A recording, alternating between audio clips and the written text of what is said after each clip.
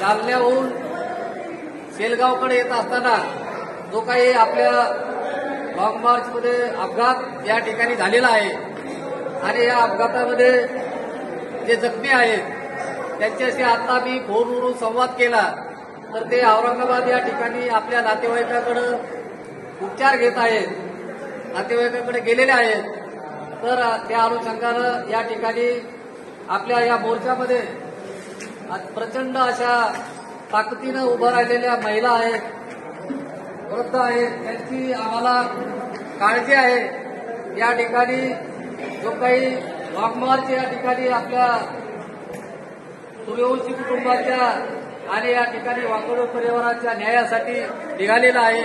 या लॉंग मार्चमध्ये आपण सर्वांनी जात असताना काळजी घ्यावी आणि आपल्या सगळ्यांच्या काळजीपोटी या ठिकाणी आम्ही आमच्या सहकार्यासह या ठिकाणी उपस्थित झालेलो आहोत।